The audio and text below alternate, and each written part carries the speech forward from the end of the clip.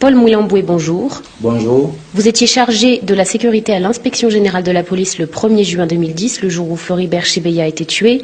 Vous étiez vous-même au bureau ce jour-là. Qu'est-ce que vous avez vu? C'est à partir de 17h, il y a mon ami le major Christian Goy, qui est le commandant bataillon Simba, qui m'a appelé. Il m'a dit que je suis accompagné par un visiteur de marque qui va rencontrer le général Numbi. Et je lui ai dit non, le général Numbi est absent. Il m'a dit non, dans quelques minutes, le général va arriver à l'inspection générale. Il est entré avec un monsieur que je ne connais pas. Et lorsqu'il est sorti, c'est lui-même la personne qui s'est présentée devant moi. Il m'a dit, moi je m'appelle Floribert Chebeya, le secrétaire exécutif de la Voix des Sans-Voix. Combien de temps est-il resté dans votre bureau? À partir de 19h et quelques minutes, c'est le major Christian qui est venu récupérer Chebeya dans mon bureau. La première chose, il s'est excusé devant Chebeya, lui disant non, le chef s'excuse, il ne doit plus vous recevoir ici au bureau, il préfère vous recevoir à sa résidence privée. Maintenant, en sortant, à partir de la réception, Chebeya a été déjà cagoulé. C'est à partir de la réception. Et comment le savez-vous? Tout justement, mon bureau, il y a une caméra de surveillance et cette caméra capte à partir de mon bureau à 50 à 100 mètres. Alors, lorsqu'on a fait les mouvements de prendre Chebeya brusquement, les caméras a sonné. Et c'est ce qui m'a suscité. En regardant cette caméra, je vois le major Christian et quelques éléments de la police cagoulé Chebeya par les sachets, à ceux qui connaissent Kinshasa, des sachets vivants, et on l'a commencé à scotcher. Et c'est ce qui m'a suscité de descendre, de quitter mon bureau et descendre, de savoir qu'est-ce qui se passe. C'est à ce moment-là que vous les avez rejoints à la réception? Je n'avais pas trouvé Chebeya à la réception. On l'a amené directement au hangar. J'ai appelé major Christian. Je lui ai posé la question de savoir. Il m'a dit, monsieur, fermez ta bouche. C'est un ordre qui vient de la hiérarchie. Je lui ai encore posé la deuxième question. Qui vous a donné cet ordre? Il m'a dit, non, c'est le président de la République pour la première fois. Je lui ai posé la question. Qui a reçu l'ordre du président de la République par téléphone ou par quoi? Précisément.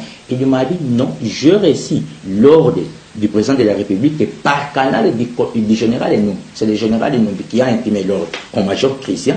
Et lorsqu'il a intimé cet ordre, il a dit au major Christian que cet ordre vient du président de la République. Ça, c'est le major Christian qui me rapporte.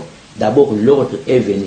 Toute personne qui accompagnerait Chebeya, que ce soit son fils, que ce soit son collègue, que ce soit son époux, doivent subir les mêmes sorts que Chebeya. Et il m'a dit, voyez dans la voiture, son chauffeur, on l'a déjà exécuté. J'ai regardé la voiture, j'ai vu un corps sans vie. Et lorsque je parle avec le major Christian, les policiers sont en train déjà de continuer à étouffer Chebeya. Et quelle a été votre réaction? Moi, je suis un officier sans trou. Le major Christian, c'est l'officier avec trou. Donc, je rentrais à mon bureau parce que je savais que les caméras étaient en train d'enregistrer. Je dois faire rapport à la hiérarchie. Vous voyez un assassinat se dérouler devant vos yeux. Pourquoi n'avez-vous pas tenté de le sauver? Non. En ce moment-là, qu'est-ce que je devrais faire? Moi, mon problème est de faire rapport au chef. D'abord, je suis le commandant sécurité. Ma question, c'est quoi? Je vois l'événement et que le major Christian a des policiers bien armés. À ce moment-là, je ne devrais pas faire autrement. Je devrais faire rapport au général Enum. Après cette opération, c'était déjà à 20h. J'ai quitté le bureau à partir de 20h et quelques minutes et je me suis arrivé à la maison à 20h et quelques minutes. Et c'est donc 2 jours après l'assassinat que Christian Goy s'est confié à vous? Avant des fouilles, il m'a appelé dans sa chambre parce que nous habitons dans la même maison. Je l'ai retrouvé en train de pleurer. Il m'a dit, ça me fait mal. Ça me fait mal parce que je viens d'avoir d'autres ordres auprès du général Enumbi de vous exécuter. Avant de fouiller, il faut exécuter ton ami. Je lui ai demandé, est-ce que le général Enumbi vous a dit le mobile de cet assassinat, d'exécuter Chebeya? Il m'a dit non. Chebeya est un témoin gênant. Il m'a dit pour 2 choses. 1, le massacre de Bundu Diakongo. De 2, M. Chebeya avait enquêté des massacres de l'Équateur. Les gens qui ont fait cette opération, ce sont les éléments du bataillon Simba dirigé par le major Christian. Et que ces bataillons recevaient les ordres directement du général Numbi. 10 jours après le meurtre, vous vous faites enlever. Là, lorsqu'on m'a arrêté, on m'a cagoulé. Et on m'a amené dans une destination inconnue. Maintenant, lorsque nous étions arrivés dans cette destination, on m'a fait ouvrir les cagoules. Et je me suis retrouvé que je suis dans la résidence privée d'un conseiller du général Enumbi. On commence à me traiter, toi tu es très, tu voudrais trahir le général Enumbi, qu'est-ce qu'il faut? Bon, ça c'est le 11, jusqu'à le 13. Le 13, c'était un certain dimanche.